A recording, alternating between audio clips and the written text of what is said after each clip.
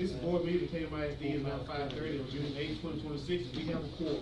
Ms. Amy will lead the pledge of allegiance, followed by Mr. Crawford, giving the presentation. I pledge allegiance to the flag of the United States of America and to the republic for which it stands, one nation, under God, indivisible, with liberty and justice for all.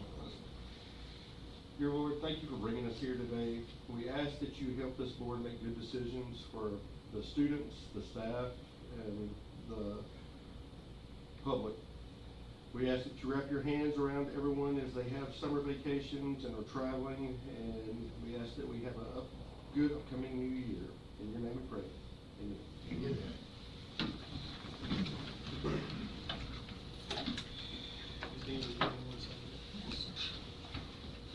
All right, I need a motion to approve consent item presented minutes of the regular board meeting of May 11, 2026. Mr. President, I so move. Have a motion by Mr. Smith, and a second. Have a second by Mr. Crawford. Any further discussion? All in favor? All opposed? None motion carried. Thank you, Mr. President. First thing that I have is we have public comment for our federal grant fund applications and plans. It's responsibility of the district to provide notice to the public that it will apply for federal grants listed in the chart for the 26-27 school year and afford a reasonable opportunity for public comment. There's no notable changes with amounts. Do you as a board have any comments? Again, this is something that we do every year for our federal programs that by law we have to do. Thank you. The next item is our preliminary STAR EOC testing data.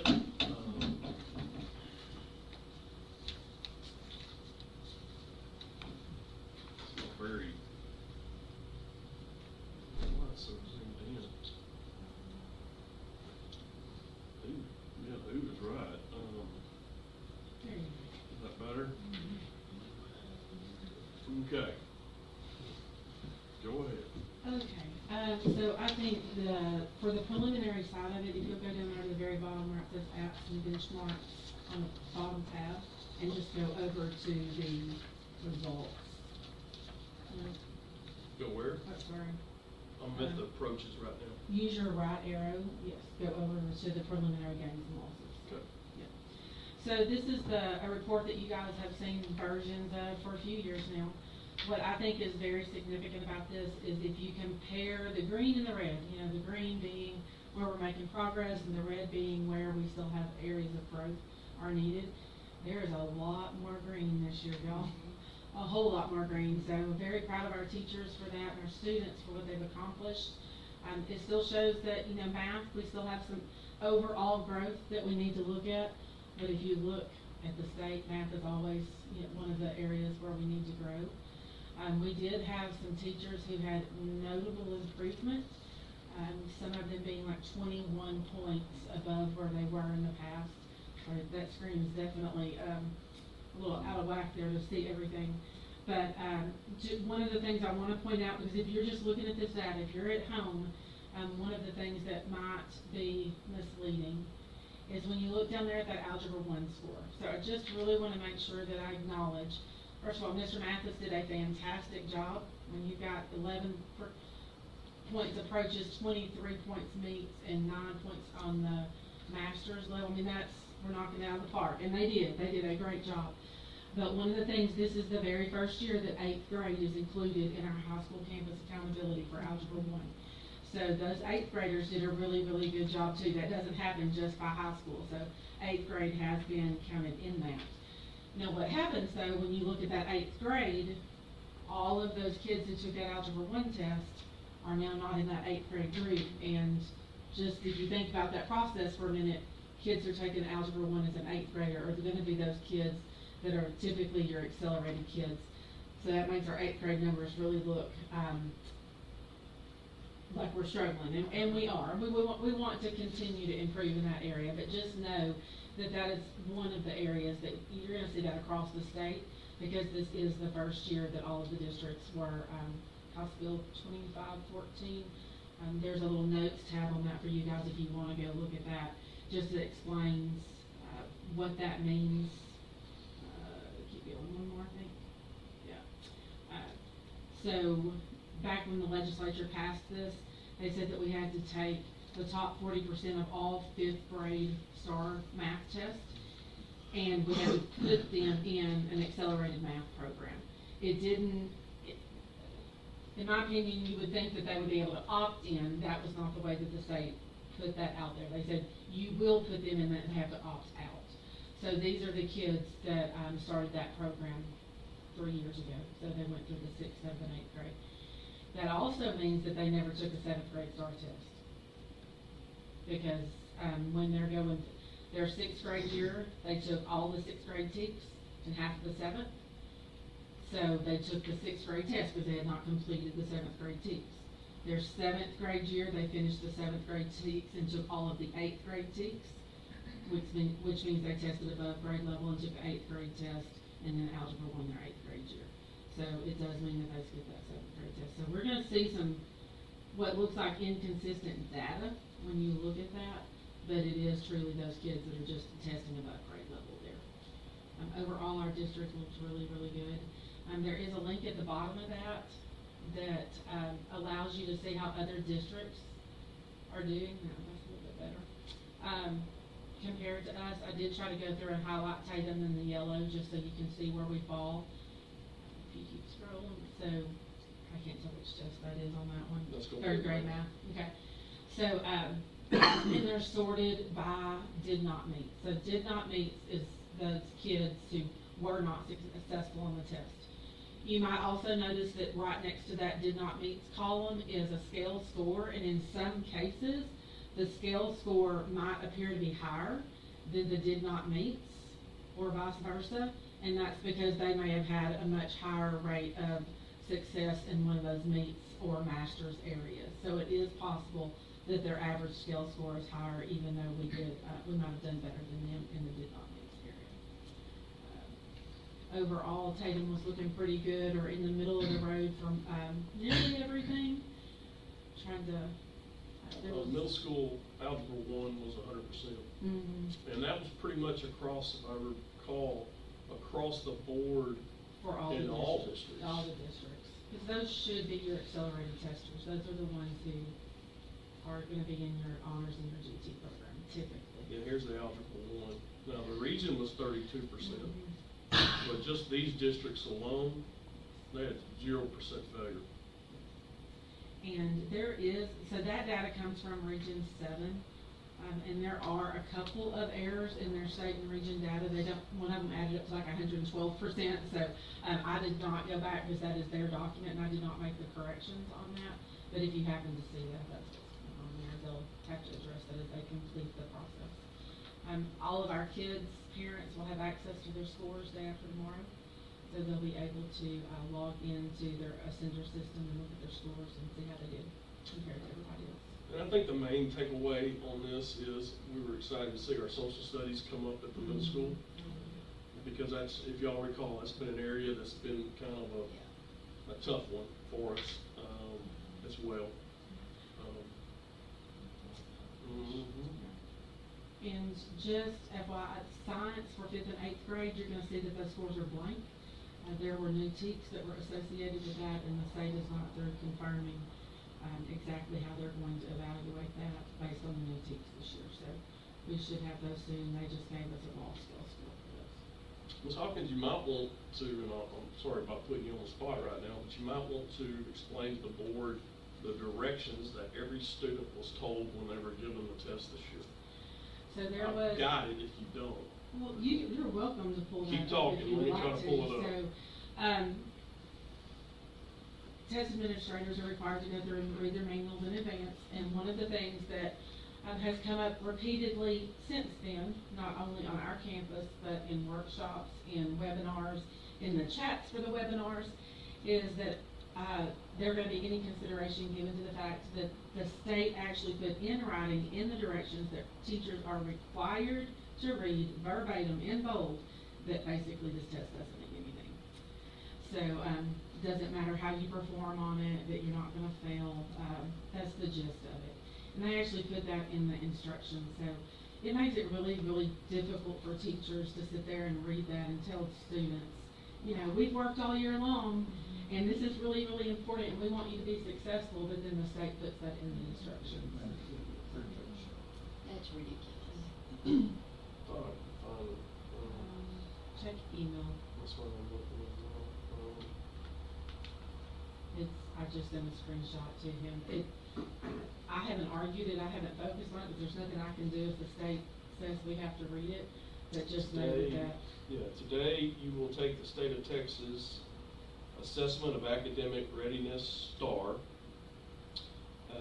The test is one way to help your teacher understand what you have learned and how your teacher can best support you in the future. The test cannot be used as part of your class grade or to determine if you passed or failed this year. So take a deep breath, relax, and just do your best. Well, that's not an accurate statement because you have to pass the test to graduate. So it's kind of like the state kind of snuck that in, and you're required to read it. And so I don't know, I haven't talked to the principals to find out. I know I've talked to a couple of them, mentioned how a couple of kids breezed right through it. Yeah. Uh-huh. And so hopefully they're breezing on over there at summer school this summer. But again, you can't tell them once the test is given, hey, you need to go back, take your time. You can't talk about that. So, exactly. It is an ongoing discussion within the test administrator group, so hopefully it's something they address. I can't imagine, I know their goal was to relieve stress and anxiety around it, but at the same time, they created a lot of stress and anxiety for those kids who finished in 15 minutes or another even prior to attend summer school or remediation. And, you know, looking at this chart, this is the main thing, is, you know, middle school, we've got a little work to do. But again, they might have dropped a little bit, but again, compared to what the state and region average is, this is just comparing Tatum to Tatum areas. But we're very proud of, you know, the elementary school. Last year they had dropped 12, this year they dropped 5. Middle school, like I said, they went up 3, but high school, they had dropped 12, they only dropped 5. So they improved quite a bit there too. Overall, not where we want to be, but we're still chugging along getting there. Nothing that we can't overcome. Okay, that's all I got for that. Next thing is our budget update, Mr. Miles. Okay, so this is through the sixth week, cycle 6. It looks like, if you don't mind, I'll walk over here and point some things out. So basically, our balance is still in the green here. Feel pretty good about that. And so, what I'm gonna make notice of this. This is gonna be an amount after we talk about some of the budget amendments here in a little bit. What the effect is gonna be that number, but we'll talk about that when we get to those budget amendments here in just a minute. But I feel pretty good about that. Again, there's our approved budget. If you want to look at that from back in August when we approved the budget. This is our updated cash flow on the 199 side, which is our main budget. And there's a budget progression which tells you where we're at right now through these first few, till the end of the year till we finish up percentage of budgets. And so if you want to look back at that, and obviously if you have any questions on those percentages, you can give me a shout. I can help answer any of those things. If you want to tab over, one more. So we need to talk about property values. That is on the first report. We've got to talk about where our property values have been and what they are and what they're projected to be. So there's our history. Again, this is 2025, and again, that is the certified values of Rusk and Panola, the plant included, everything included. The number it's under 2026, that's a preliminary value, which usually Russ kind of sandbags just a little bit, just to make sure we're prepared and not hit with a drop in value right before we adopt the budget, which we'll get those values, I think, in July, late July. but right now, that's an 11% drop from that certified value, but again, that's gonna go up. Usually around 5 to 6%, depending on how they feel about it. I think the plant actually increased in value, from prior year. I don't have 25 in there, but 26, but I believe it's 300 this year, and next year it's 325. So it's maintaining its value for the most part. I stopped kind of looking at that as much as we have in the past, just because it's such a smaller percentage of the whole. And you'll recall, when we did our defeasance, I can't remember, we've done a couple of them now. We valued the plant like at 50 million. Right. So that's why we're able to, on the INS side, keep that, Right. So scroll that back up, so, I'm sorry. well, no, that's a good segue. So we'll talk about it again here in a minute about when we look at our tax rate that we're gonna propose in August. But if you remember, back in the Vader, we decided to not do another cash defeasance and whatever that balance that we have right now to offset the shortcomings that we're gonna have over the next, till 2032 when we pay our bonds off. And so that sum of that shortfall, basically, we have that in the bank right now, gaining interest. And so we're gonna basically have some shortfall for a while, but we plan that throughout the years to use that balance that we have. So basically, we can set the INS to the minimum rate without a tax rate election. If we wanna go above that, then I think there's a 6% pass rate with the board, to go above that tax rate, which is your minimum payment, which we're never gonna need to get there. I think property values are not gonna get cut in half. That'd be, we get fine there, but I think we're gonna be fine paying that bond off, if not earlier. There is new legislation saying that if you do go above and beyond the minimum amount, you've gotta do some other steps. Because some schools like us, we're doing it, and, basically not raising our tax rate. INS get compressed, M&O get compressed, raise INS, keep the same tax rate, 9305, which we're gonna plan on doing next year as well. But again, that's not meeting our minimum amount, so we're well below it. But again, we're using surplus, the upper bonds. Okay. I believe that is it. That's it on the budget. You covered the property value. Yes, sir. All right, now we have a meeting, for a public meeting for the purpose of discussing proposed budget. Mr. Mallum, you're wanting to have this on August 10th, is that correct? Yes, sir. Is that our regular board meeting date? Okay. And then also, the board will consider approval of the proposed tax rate. We will need, I guess I need to take action item on 5A first, that's the public meeting date. I apologize. All right, I need a motion to approve the August 10th, 2026 as a date for a public meeting for the purpose of discussing the 2026-27 proposed budget and proposed tax rate. Make a motion, we have it on August 10th. Have a motion by Mr. Crawford, and a second by Mr. Skinner, thank you. Any further discussion? All in favor? All opposed, none, motion carries. Thank you. Next item is the approval of the proposed tax rate that he just mentioned.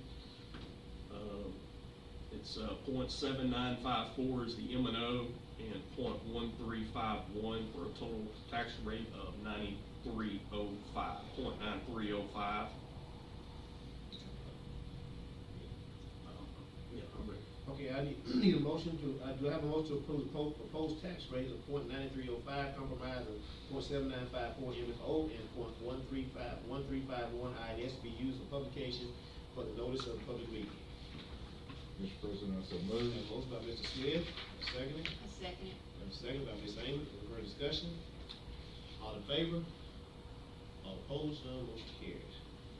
Next item is a resolution we do every year for our hazardous travel conditions, traffic conditions. We are not required by law to pick up anyone within 2 miles. However, we do that, because we have a highway here. We don't want kids crossing over the highway, and other reasons as well. So it's the same resolution that we always have. We have a motion to approve the resolution regarding the hazard traffic conditions as presented.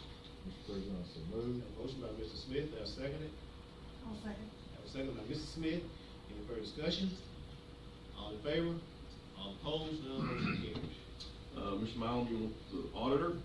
Yes, sir. So we want to just, this is an engagement letter for the auditors we have used for the last 4 or 5 years. They've been great, and they really, we learn something every year from those guys, and so we want to continue to use them. I think our depository contract even, suppository, not suppository. Depository. The auditor, Okay. we get 3 years of redoing 3 years, so we've got through 2027, I believe, is that right? 2027. Everything all right, man? Yes, sir. All right. Ask me at the end of the meeting. All right. Motion to approve McNory, McNeil, and Company PC to conduct the fiscal year ending 2026 audit as presented. Mr. President, I so We move. have a proposed by Mr. Smith, I'll second it. we have a second by Ms. Amy. Any further discussion? All in favor? All opposed? None, motion carries. And the next few items are what we he touched on, I'll let him touch on that with our budget, what we have surplus and what it's for. And, I know E has an update. There's a total for that also as well, that is going to exceed the 483, and I want to make a note of that if the board wishes to approve that, but go ahead, Mr. Miles. Yeah, so that's gonna be, the TPS roof, obviously, we would like to, repair it, so that's gonna be covering the whole roof, with, real thick, hardy, it's not hardy board, but it's a hard cover, and then 60 mil on top of that. The original amount that was in the notes was 483, but, looking at some color options, that was the white color, and so now we're kinda looking at some different color options, maybe a tan or a silver. But we're getting some samples on that, but that increased it to 493. And so that would be the change for E. Correct. All right, I need a motion to approve increasing expenditures in function 81 not to exceed the updated amount, $493,000 for the purpose of the Taylor Primary School roof renovation as presented. A motion by Mr. Crawford, second by Mr. Skinner. Thank you. Any further discussion? All in favor? All opposed? None, motion carries. All right, so for F, if you remember the audit last year, we overspent a couple of functions, 11 being one of them. I think that was the most last year, if I remember right. I feel like we're okay with function 11, but I don't want to run into another, something happened at the end of the year with those August accruals where we have to book back what teachers make in August what they make in September check, you book it back to August. It's a accrual type thing, so I want to add some more money to that. Doesn't mean we're going to spend it. It's just going to be a little buffer there to make sure we don't overspend in function 11. And so I'm estimating around $200,000 again after payroll in August. July and August, I'll have a better idea of where we stand, but hopefully we'll be able to just move money instead of actually adding money to the budget. But this is not asking for more money to spend, it's more asking for money to put in that function to make sure we don't go over budget. I need a motion to approve the increasing expenditures in function 11 not to exceed $200,000 for the purpose of instructional expenses as presented. Mr. President, I so move. That was a motion by Mr. Smith, a second. I'll second it. Second by Ms. Amy. Any further discussion? All in favor? All opposed? None, motion carries. Okay, so for the next one on G, function 51 is maintenance operations, and so this is a budget line that we've asked for money at the end. And typically, I'd like to under budget just a little bit. I know you want to overestimate expenditures, but I think if we put that in the budget, we tend to spend it when we don't really need to. So I like to under budget, and then come back and ask for more money if we need it. So some of the things that came up on us this year that we did not expect, we had the lightning. If you remember, right again in August, we had lightning takeout. We had to get 3 transformers. There was some AC repair. We replaced some doors over by Puckett's classroom so kids could come in and out with a live screen at the desk instead of a secretary getting up and opening the door every time for those guys. The nurse office, I think, is at TPS, had the mold, that's right. We had a fire door at THS that we had to get in compliance with. There was no options there. But these are some expenditures that we took on that I think if we increase the budget to $150,000 just to cover and make sure we don't overspend in function 51, that we would be good from an audit standpoint. I need a motion to approve increasing expenditures in function 51 not to exceed $150,000 for maintenance and operation expenses as presented. I make a motion to approve. Have a motion by Ms. Amy. Have a second? Second. Second by Mr. Crawford. Any further discussion? All in favor? All opposed? None motion carries. So with those three numbers added, that's where that -80 on the very first, when I first got up here, that -80, that's where the budget would have gone, so to speak, in the hole, if we spend it. I'm hoping and anticipating we don't spend it, but,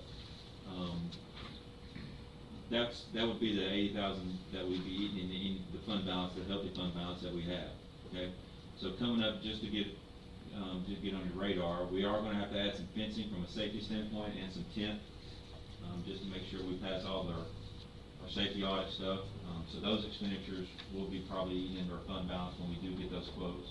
And we're trying to get those, as of like today, we're out here trying to get us some quotes. So I just want to put that on your radar.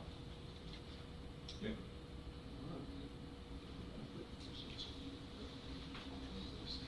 All right, the board will now convene in closed meeting to discuss the following items proposed in the agenda this evening as allowed by Texas Government Code 55.074. Personnel matters, regulation of employment of professional personnel, and security personnel devices and audit as allowed by the Texas Government Code 55.104.076 involving report of intruder detection. No voting will take place in closed meeting. Any action which take place as a result of discussion in closed session will take place after the board reconvenes in open meeting. It is now 5:57, thank you. Thank you.